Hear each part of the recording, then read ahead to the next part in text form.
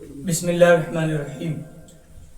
محترم ناظرین، آج محرم کی 9 تاریخ ہے اور کل 10ویں محرم کا دن ہے۔ یہ عاشورہ کے ایام اسلامی تاریخ میں بڑی اہمیت اور فضیلت کا مقام رکھتے ہیں۔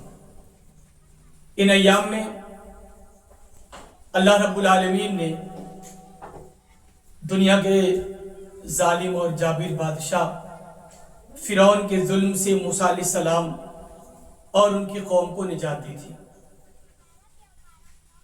لہٰذا اس دن کو محسوس کرنا کہ یہ ظالموں سے نجات کے ایام ہے ہمارے لیے بہت ضروری ہے۔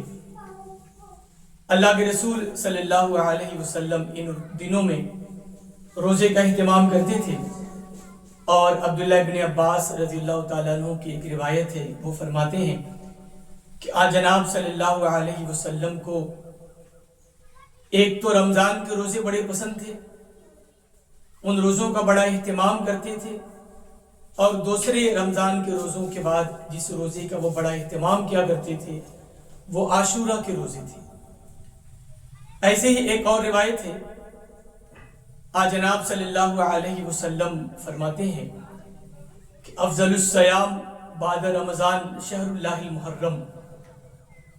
رمضان کے روزوں کے بعد جس روزے کو سب سے زیادہ اللہ کی نگاہ میں اہمیت حاصل ہے اور جس دن کا روزہ رکھنے والے اللہ کا محبوب بن جاتا ہے، وہ محرم کا روزہ ہے، عاشورہ کے روزے ہیں۔ ایسے ہی ایک اور روایت ہے، آپ تصور کریں، ہم اور آپ غلطیوں کا پتلا ہیں، ہم سے گناہ ہو جاتے ہیں، ہم لوگ تو جان بوجھ کے بھی گناہ کرتے ہیں اور انجانے میں بھی غلطیاں کرتے ہیں۔ اللہ پاک تمام گناہوں کو معاف کرنے والا ہے، وہ تو معافی کا بہانہ تلاش کرتا ہے۔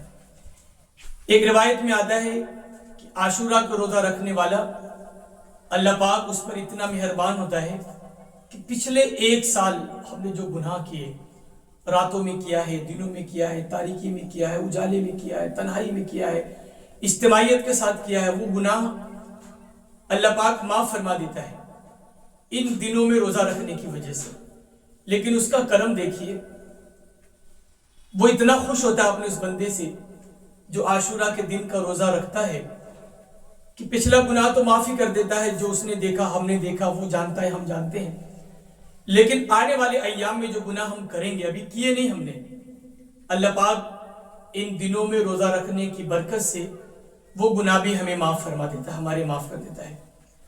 تو آج 9 محرم کی تاریخ ہے، کل 10ویں محرم ہے۔ آج روزہ رکھ لیں اور 10 محرم کو روزہ رکھ لیں، یا جنہوں نے آج روزہ نہیں رکھا ہے وہ 10 محرم یعنی کل اور پرسوں کو روزہ رکھ لیں۔ اور اگر کوئی اس طرح روزہ نہیں رکھ سکتا، 2 دن روزہ رکھنا اس کے لیے ممکن نہیں ہے، تو 10ویں محرم کو روزہ رکھنا بھی درست ہے، بہتر ہے، افضل ہے۔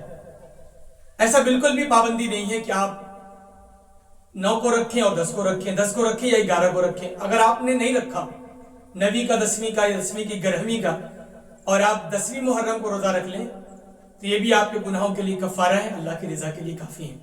تو اللہ پاک سے دعا ہے کہ اللہ پاک ان ایام میں ہمیں، امت مسلمہ کو اور عالم اسلام کو وقت کے ظالم سے نجات دے، آمین یا رب العالمین۔ وآخر دعوانا ان الحمدللہ۔